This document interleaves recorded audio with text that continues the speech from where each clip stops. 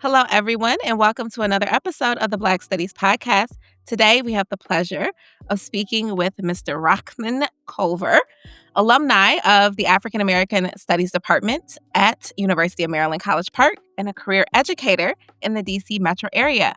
How are you doing today? I'm doing wonderful. Thank you for having me. Thank you so much for being here. So, obviously, I want to ask you about AAAS and Saturday Freedom School. But let's start with what drew you to focus your work on Black life and justice, and maybe what were some of the formative experiences that brought political action and Black life together for you? Sure. So for me, it starts at home, and growing up in DC area, was born in DC, raised in the Culver Park. Um, it's Chocolate City. It's lesser known that way now, but that is the origins of our wonderful community in this area. And as a Gen Xer, I very much was, I was kind of introduced to this love of culture and history from my parents, particularly my father. I think you'll find a diversity of experiences among folks my age and maybe a little younger, in that not all Black folks approach teaching about history the same way. I think you have this, this struggle sometimes of wanting to shield our children from things that feel, stressful or traumatic or harmful. But at the same time, you want to help pass on traditions and legacy. So I think that, again, for Gen X's, we were raised rough around the edges in a whole lot of different ways.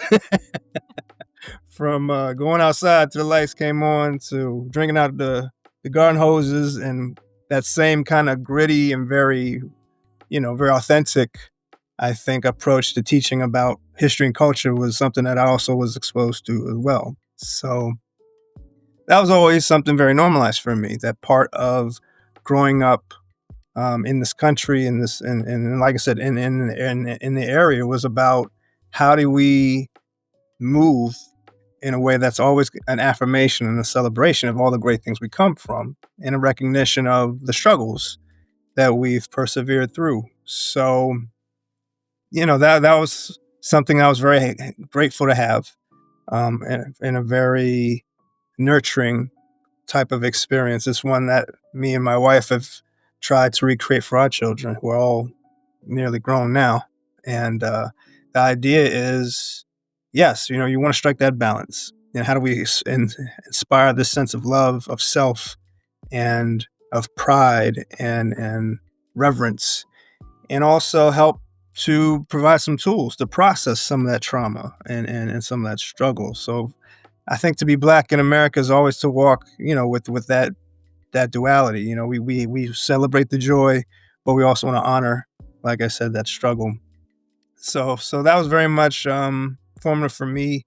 I was that guy in the class when it came to school. I was the one raising my hand, asking questions to the history teachers.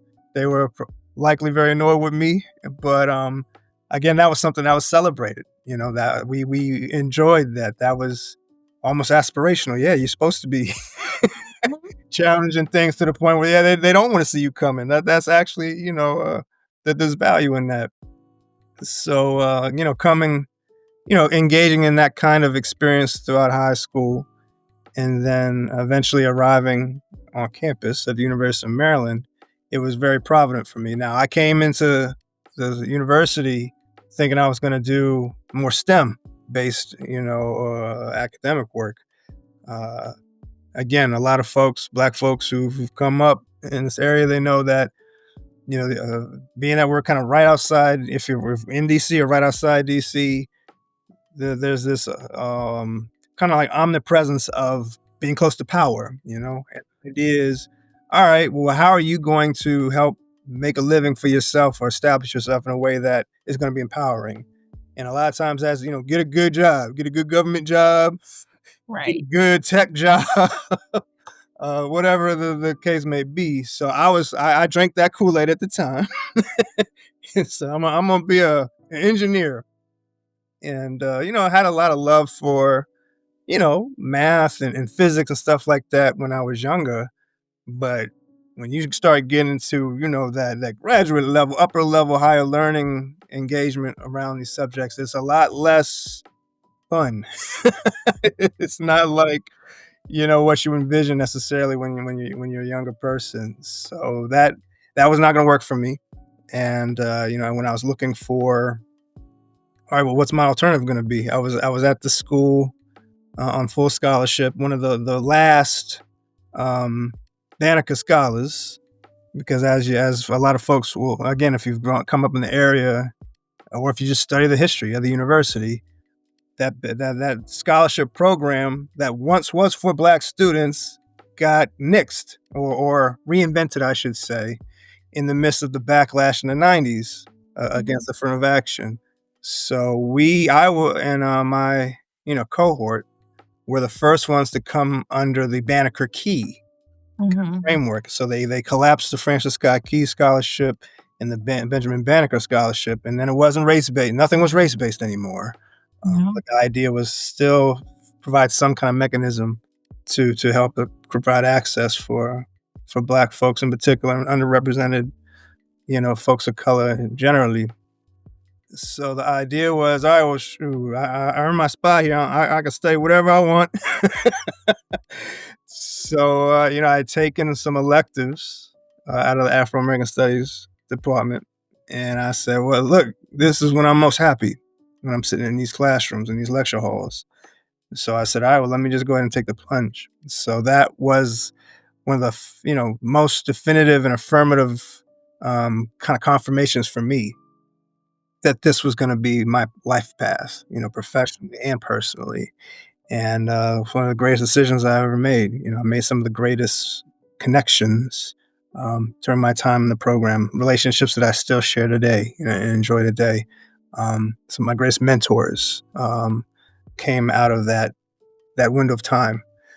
So when I think about what again drove me, like my origins and what, it's very much the home and the university in and of itself, through some of those very sacred and treasured Black spaces that our folks have created to nurture folks like me who are just looking for a place to call home and feel a sense of that belonging.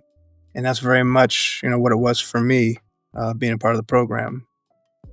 Thank you. I wanna ask 2 questions. 1, um, so go from STEM-based engineering to Afro studies at, Maryland. Where or at what point was education also come in there, or when did you decide that that's where you wanted to take that Black studies training? Yeah, no, that's an interesting journey as well. In that education, at least in the formal sense, in the public school Mhm, system, that was not something I did immediately coming out of undergrad. So um, I've always loved education. Even when I was just a young little thing running around the neighborhood, I always enjoyed even just volunteering on the summers doing tutoring. Even if I'm tutoring folks a little bit younger than me, you know what I'm saying? But mhm, it was I have always agreed with that kind of tried and true creed among a lot of Black communities that education is the way to liberation, and mhm. that's proven itself in many um, in many iterations over the course of our time, in this hemisphere. So I very much believe that just engaging in that enterprise was always going to be meaningful. I did not envision it being my full time job, most primarily because, as a lot of my, you know, a lot of my counterparts out here will say, a lot of activists and advocates in the education sector, particularly Black male, educators and advocates, they'll tell you that a lot of That's why a lot of black men aren't in education, because schools were the scene of the crime for a lot of they were not necessarily positive experiences. We persevered in spite of our classroom educational experiences, not necessarily because of them. So, my public school experience had a lot of rewarding aspects to it. Particularly, like I said, again, coming up in this area in particular, I feel like I've grown to appreciate it even more as I've aged and seen more parts of the world. The DC is very unique in that it has always been this cosmopolitan nexus of people Mhm. from all different walks of life, all rubbing elbows together. So in that sense, I have enjoyed being able to be in a high school and going through, like I said, educational spaces where I had access to being able to see people and engage with folks from all over the place. Um, and the idea is that when it came time to envision, all right, well, what I want to do with my life, I first started doing nonprofit work because I was, again, very much connected to service. Mhm. And that was still kind of in the educational sphere, a lot of educational advocacy work, college access type of engagements and things of that sort. My career trajectory took this path such that as I continued to work and work your way up the ladder, so to speak, because when you are trying to raise families and be able to own homes and things of that sort in the DC area, which has only increasingly got very expensive. The idea is, all right, well, you got to be how are you going to strike that balance again? Follow your passion, but also be able to exist in this capitalist economy. You understand? So I got to the point where, in trying to become more established and get some more of that financial security, I'm doing types of work that not aren't really direct service anymore. I'm doing management and directing and things of these sorts, which is nice, but it wasn't what made me feel fulfilled.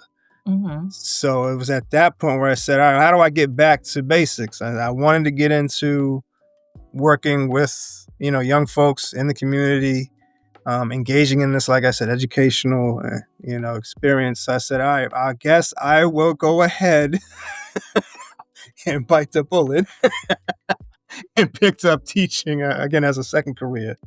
And I have no regrets about that choice, because even if some of those structures are deeply flawed, I think there's a lot of value in Black folks continuing that tradition. Like, we've always had to be at the center of teaching our own children. Mhm. It comes to, again, doing it holistically and doing it in a way that's affirming and in a way that, again, is not inherently othering our children.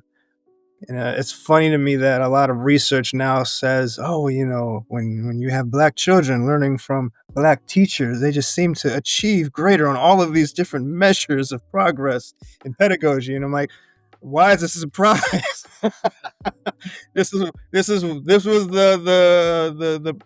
blueprint. This is all we were able to do in the midst of all the segregation, all of the repression. We had to have our own schools, and our kids Mhm. will thrive. HBCUs exist for a reason. They graduate the greatest number of engineers, lawyers, doctors for a reason. So the idea is, yeah, it's a great thing to be involved in, even if there are some of these flawed structures we have to navigate. And it's been a very rewarding experience to feel like I'm in certain very specific situations where I can perceive real time. If it were not me sitting in this chair engaging with this student or this family, this would be going a very different direction. Mhm. This experience. So I've been very thankful to be able to have that opportunity. And again, it's part of this long-standing tradition of Black communities engaging in that that kinship and that kind of collaborative. community rearing. Mhm. That's one of the institutions that have been most central in that experience, next to perhaps the church. Like those two institutions have been, rock solid as the foundation for a lot of what Black folks have built in this country. So it only made sense at the end of the day to kind of end up there, given my aspirations and my what I was passionate about. And then and even those seeds were planted when I was at the university through us being able to work on the Saturday Freedom School program. That's something that some college students got together and said, you know what, we want to help. We were learning about this cool stuff in the Afro-Am program about Black identity and institution building and identity and culture. So how do we bring this to in a practical way, tangible way to the community? And I think that's another just central question that faces a lot of Black studies kind of academia. Like, how do we take these, very intellectual um, kind of, paradigms, and how do you make it tangible, practical Mhm. to folks in their everyday lives in a grassroots kind of context? So for us, that's the way that we were trying to do it. Like, let's take what we're learning in the classroom. Let's get some like-minded folks together. We'll provide mentoring and tutoring support for an area middle school. Um, and let's get together on the Saturdays when college students on Saturday mornings usually ain't doing anything anyway other than sleeping. So go ahead, let's leverage this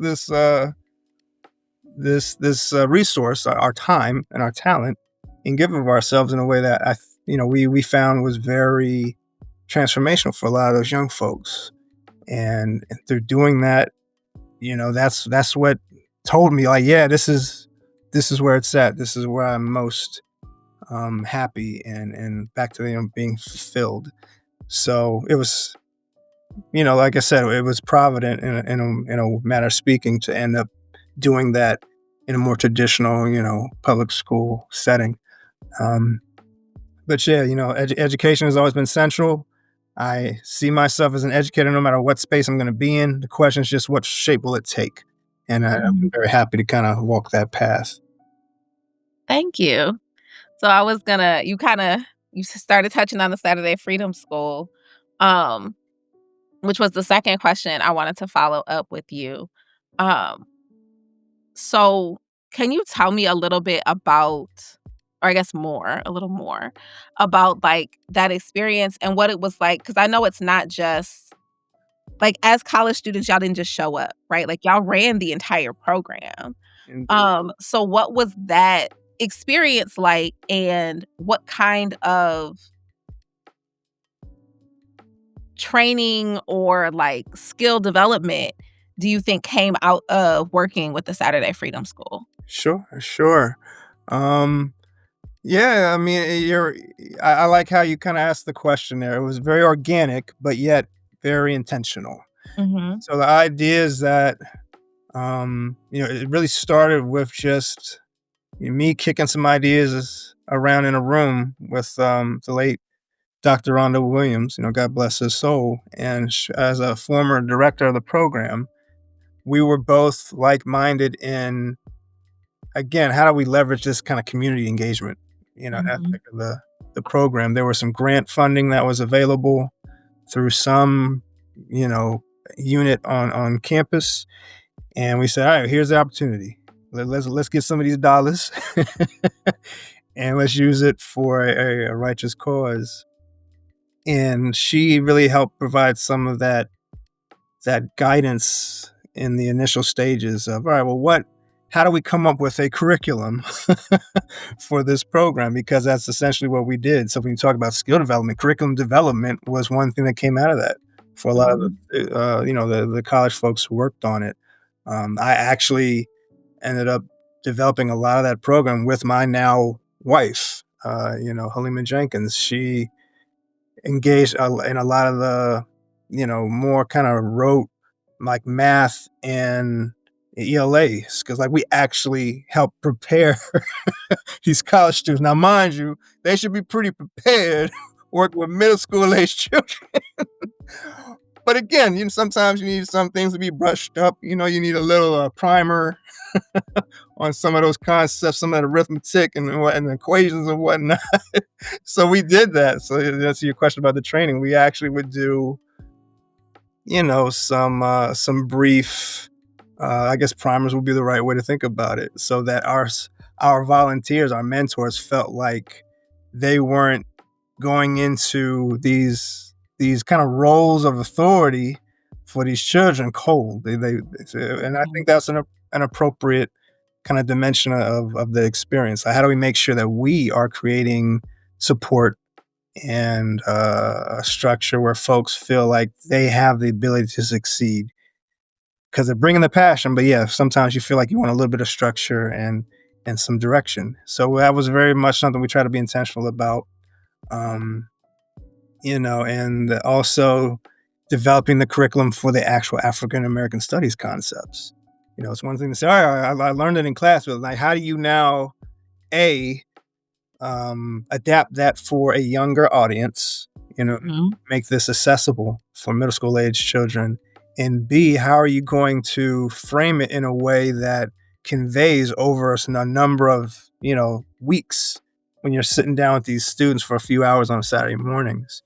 So we also engaged with a brother, Christopher Page. He used to work with Nimbru Cultural Center, and we use this culture tree paradigm framework where we said we got 5 elements of culture, whether it be church, family, media, etc. And we said each morning we're gonna have a theme, and we will come up with a very, I would say, remixed lecture type of experience. Can't lecture to middle schoolers, but you come up with what you want your kind of main themes and kind of instructional points to be, Mhm. and we would come up with fun ways to convey it. And the tangible for each one of these students was they would work on a collage over the course of their time in the program. So by the time they were done, they had this very personalized artifact of how to interpret the stuff that they were learning from our instruction and how it shows up in their personal lives. So again, back to the how do you bridge the academic to the daily living. So that was very much an intentional thing for us.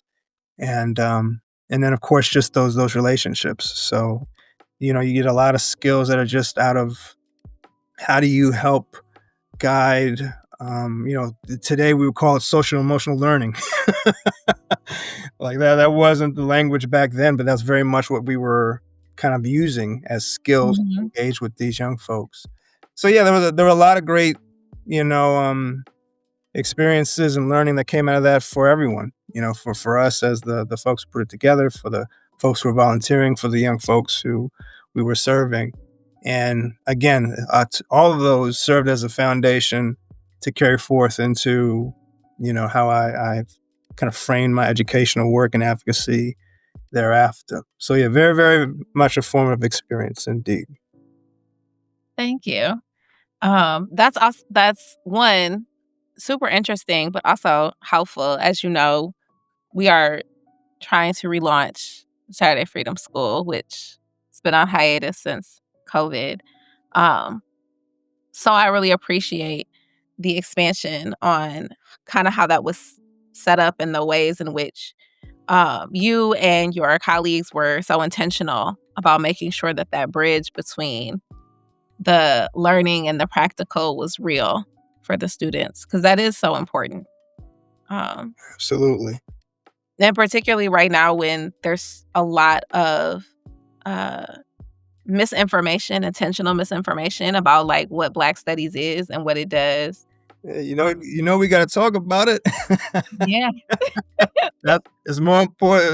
Is just as important as ever, if not more than ever. Um, and I was very much welcoming the opportunity to engage in those kind of considerations in this conversation. Because one thing to me, when it comes to Black studies, and whatever the context here in the United States, whether it be, you know, throughout the diaspora. I think one of the greatest things that Black Studies offers, one, is truth telling. It offers a way for us to elevate and censor our experiences and to do so in a way that's unmitigated. Mhm. It's authentic, and it is back to that expression we were using a moment ago, intentional. It's very intentional. And I think the whole point of us, the whole point of Black folks developing this kind of discipline is to be able to have autonomy over our own storytelling, our own voices, our own um, you know, cultural affirmation. Institutions, when they're working as they're supposed to, should be transmitting culture. So among many things. So the idea is, yes, these Black Studies programs that have grown all across the country over the last several decades are part of this great tradition. Us coming up with our own institutional spaces to convey culture, to help create a venue to study our own, our own history, our own experiences, and to do so in a way that is not going to be co-opted by all these other reactionary forces that have seized the stage at this particular moment in time. Mhm. So the idea is, for me, what I think a lot of practitioners and intellectuals have to be thinking about is, how do we recapture the rules of engagement around the conversations happening in our Yeah. society right now. I feel like we too easily see the stage. Like a lot of these forces out here, they can't even come up with their own language, which is why they're stealing our stuff all the time. They take a word, they don't understand what it means, and then they misapply it. And now that is the dominant impression in our culture. Mhm. What woke is, for instance. Like it's a travesty. And I feel like we have to be thinking more proactively on how to preempt that kind of, that propaganda. Because again, it's not a new tactic, it's not a new strategy. It's just something that we have to always be vigilant about. I think, you mentioned COVID a moment ago.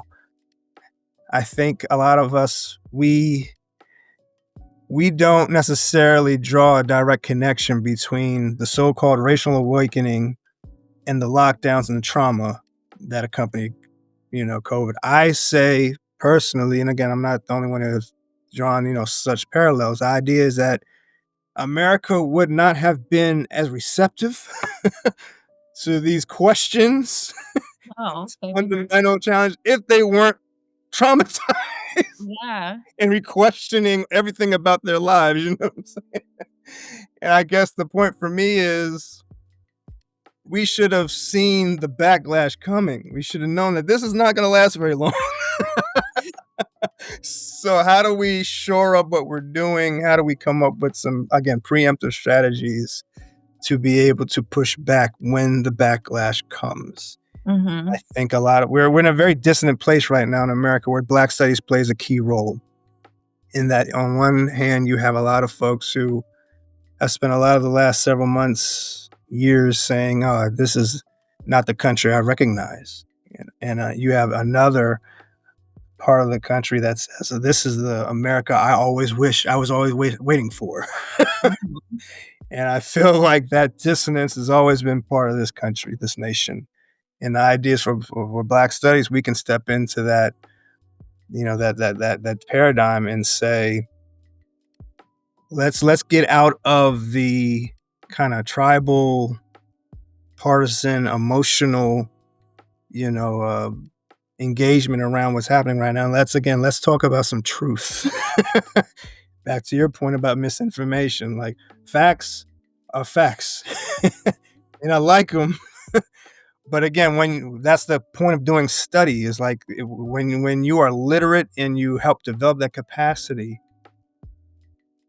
disinformation becomes a lot less effective. Yeah. Which is why we have to protect these spaces, our HBCUs, our Black Studies programs, because they, again, are going to be the institutional kind of foundation to push back against a lot of this misinformation, the propaganda, the lies, the distortions. And, we've been here a long time. We're not Yeah. going anywhere. That's why some folks are so mad. So we're gonna stay on our square. We're gonna keep doing what we have to do, and like I said, transmit that to these younger folks coming up because they're gonna be the ones who have to be the forebearers. So again, that's what the education is about. That's what the Saturdays Freedom Schools was about. But you can't engage in that work if we don't protect the institutions that have been successful for all these generations. So that's why, again, it's one of the things I love about Black Studies because it provides, like I say, that space, that foundation, that continuity in a way that can't be taken away. That's one thing. Like once you've been educated, it's very hard to undo that. Yeah. when you don't have anything in there, and all you have is TikTok and YouTube, it's a lot easier to, like I said, to twist someone around. So we have to proactively try to mitigate and try to dampen the impact of a lot of those forces that again have become very commonplace in our Yeah. society, unfortunately. So that actually, like, perfectly transitions to the next question that I wanted to ask you, which is what is the role of study in your own political and teaching practice? And if there is a role for art, music, and expressive culture, what is that role Sure, in that work as well? sure. And again, I would go back to that expression I used a moment ago is truth telling. Mhm. The role of study is to provide a immutable foundation. And again, part of the value of teaching, this enterprise with fidelity is that you learn how to think, how to analyze and interpret. And once someone again is imbued with those skills, you have the capacity to be able to push back or to call out or to deconstruct a lot of these more nefarious Mhm. types of disinformation out here. And I think the role of study is it provides the antidote for that. It provides again a north star, a kind of inoculation even in that again it's something that can't be taken away. Once you've uh, been learned and learned and educated and that information has been passed on to you, it can't be undone, which is why these forces are so consumed and obsessed with dismantling the institutions. Because once the institutions have done the work that they were designed to do, it's very hard to try to dismantle and diminish Mhm. the strength that it provides. So to me, that's really what study is about. And when it comes to my own experience, particularly like I said in public education circles, um, we're using art, culture, film, all of those things, music. It's really about again centering and elevating our voices. It's through art that we convey and transmit culture. Mhm. And again, when we are running the institutions that help disseminate, the music and the art and what have you, there's a lot less chance or opportunity for those things to be co-opted and distorted. So that's why, again, it's important for us to have our own institutions, whether it be our own record labels, our own radio stations, our own podcast, because, like I said, we maintain agency Mhm. over our stories, and we get to use our voices again, unfiltered, and that is what creates community. Again, that's what conveys information. That's what helps build identity. It serves all of these very fundamental and again, kind of, the very resilient, kind of assets for communities. So I feel like that's always had a role in my work. It's also we talk a lot about the fight, but again, it's all also about the joy. As Mhm. we led into the conversation, I think that's why you see a very interesting phenomena. At least it's interesting for some folks out here. And in the midst of all the chaos, again, a lot of black folks have very intentionally said, you know what? We're going to go be in our joy over here. Through our voices, we tried to tell you what was coming, what the results were going to be. And we are not going to basically shoulder your emotional labor right now. Yeah. We're going to go be in our joy. And there's a space for that too. And our art, our music, our film, they can serve for very affirming ways to do that because you can't be fighting all the time. No. We have to enjoy, we have to celebrate. And I think that's what Black Studies programs do as well. They create a space and a venue to basically validate that and say, it is okay. We're going to simply talk about Black folks being happy and what they did to celebrate and to just enjoy life and to be present because we need to be able to talk about that too.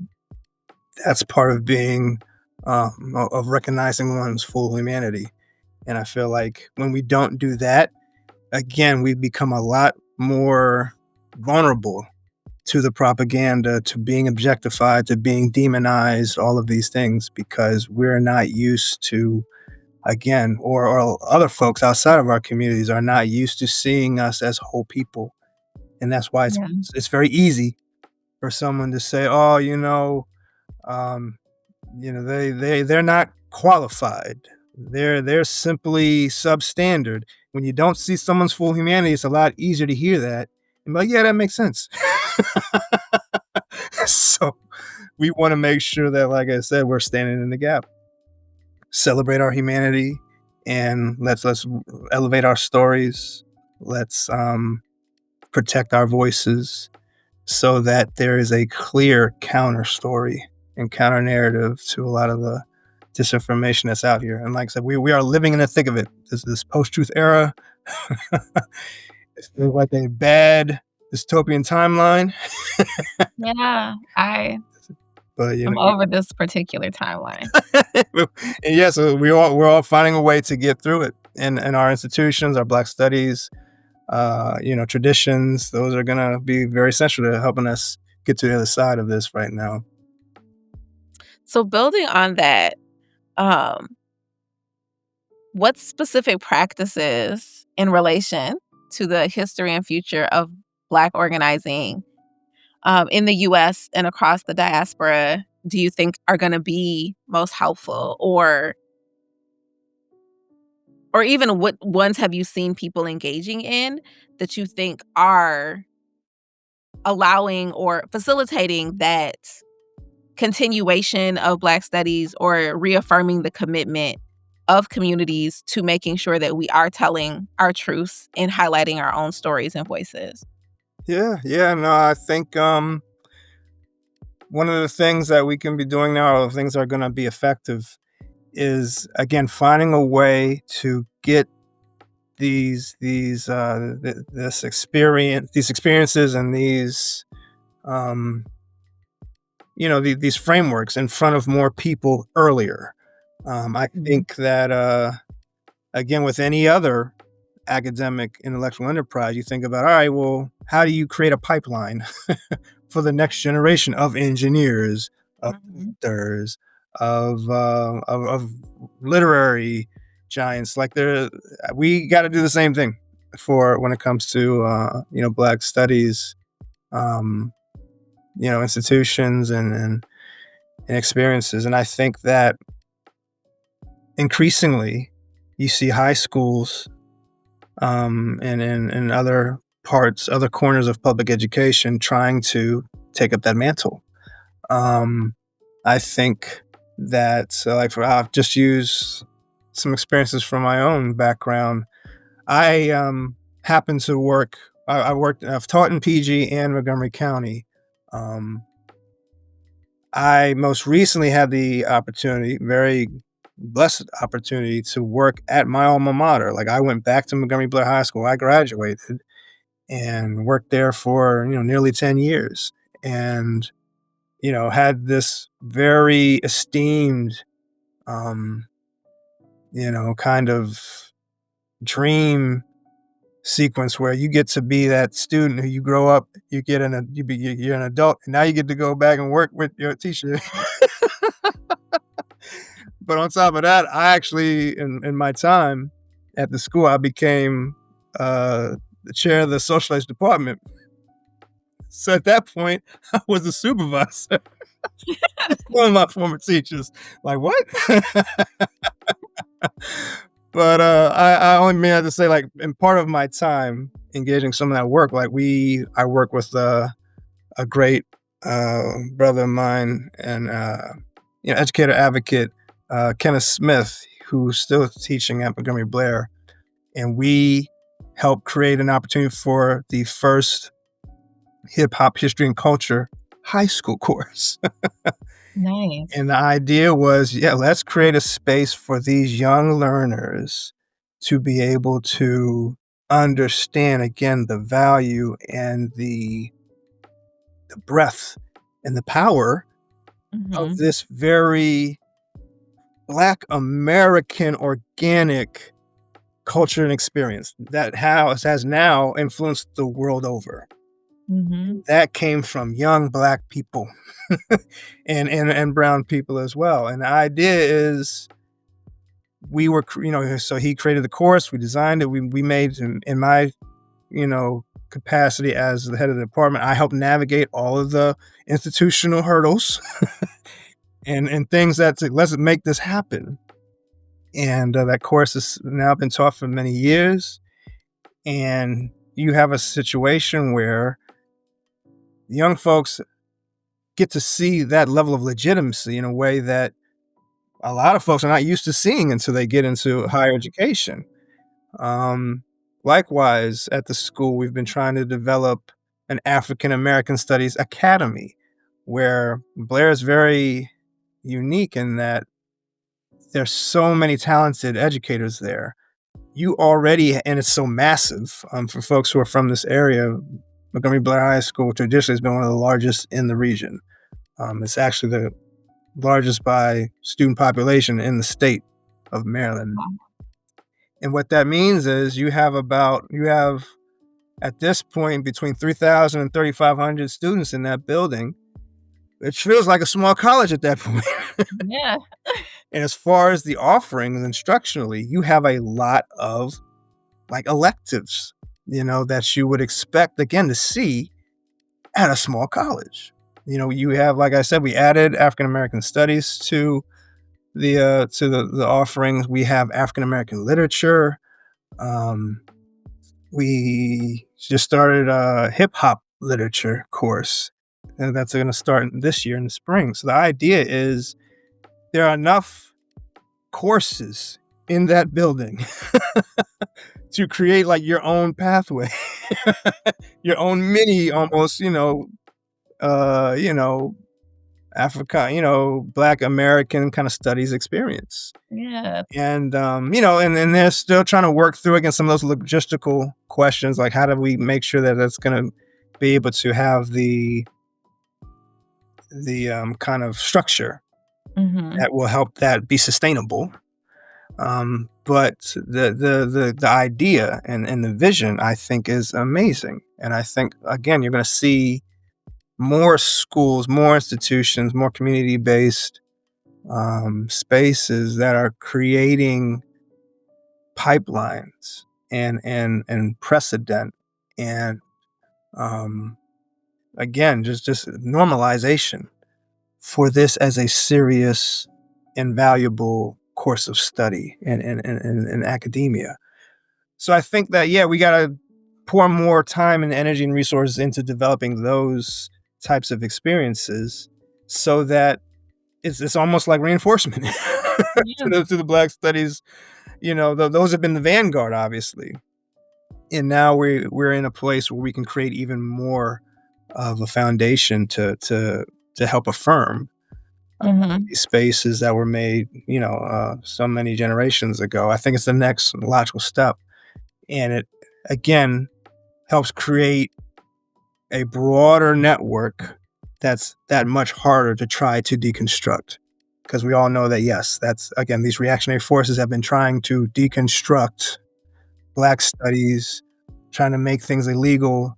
Again, for those of us who study, engage in truth telling, we know that the laws that they're coming up with now are not that different from Black codes and other, frameworks that are very much a part of our history. But that we have to be the ones to elevate that and center it so that we know how to move. And it's Mhm. this, which again, it's a circle.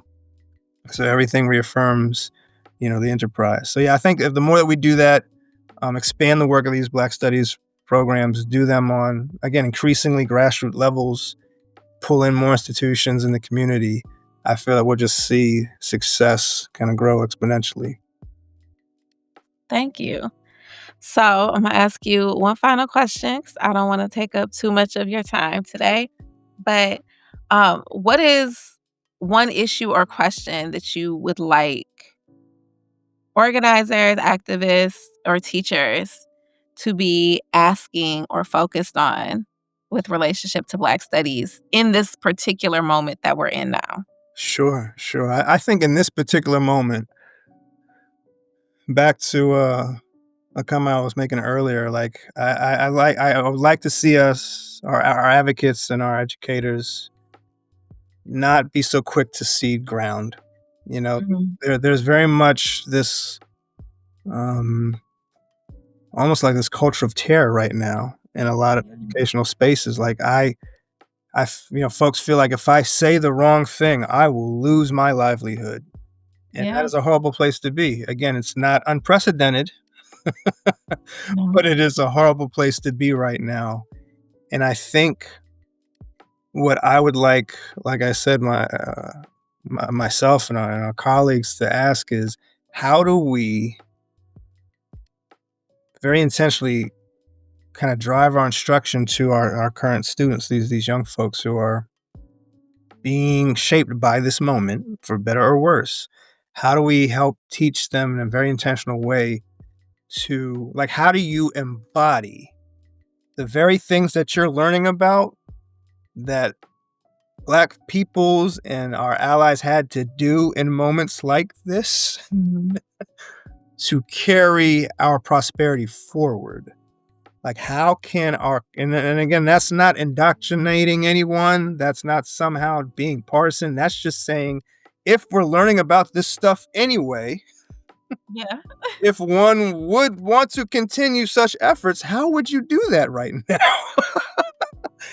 That seems to be a very logical intellectual enterprise to me. You know what I'm saying? But again, it feels radical right now, though. It feels like it's somehow out of bounds. It's something we shouldn't touch. And I feel like that's the very reason we should be doing it. So and it takes courage. It does. I don't want to somehow be dismissive about the real circumstances a lot of educators in particular face right now. Um, and that's a choice that everyone has to make personally.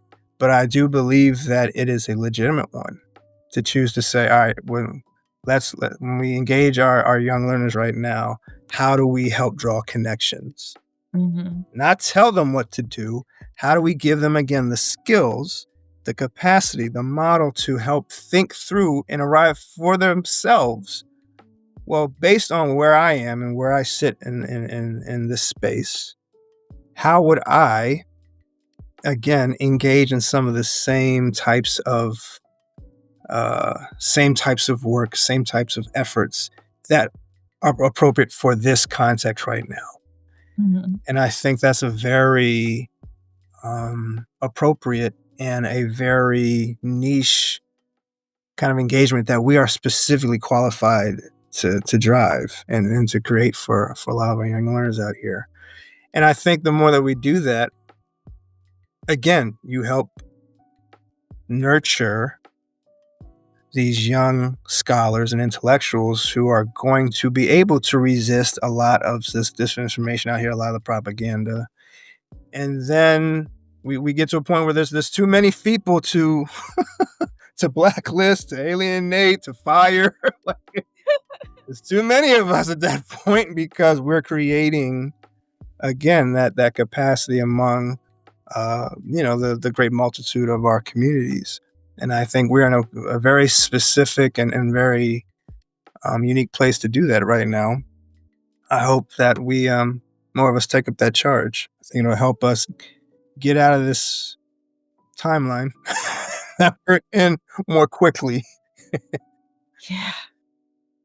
Well, thank you so, so much. Is there anything you would like to add? I guess the only thing I'll shout out is the Black Explosion newspaper. We haven't talked specifically about that, but that's another institution at the University of Maryland in particular. It's a Black student newspaper, the premier one. I had the very esteemed opportunity to work as an editor in chief for that newspaper during my time. It was a nice kind of complementary experience to a lot of things I was doing in the African American Studies program.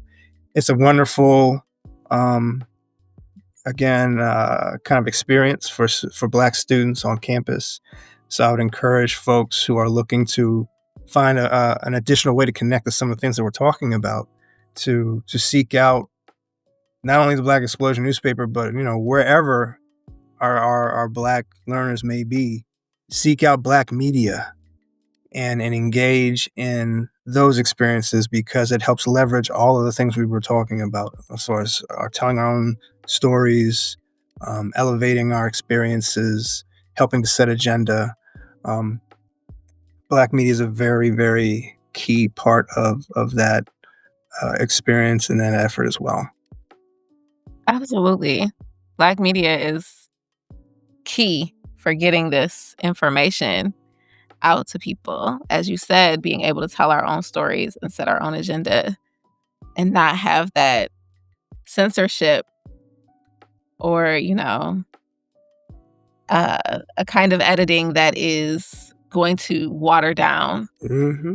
those ideas and those stories. So, Absolutely. well, thank you so, so much for your time. I really appreciate being able to talk with you today.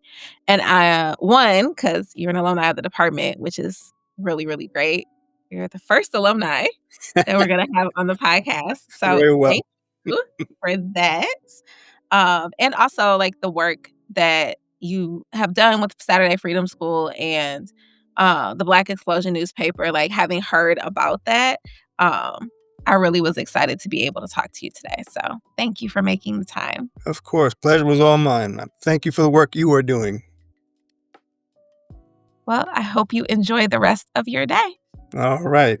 Thank you again. Should I stay on for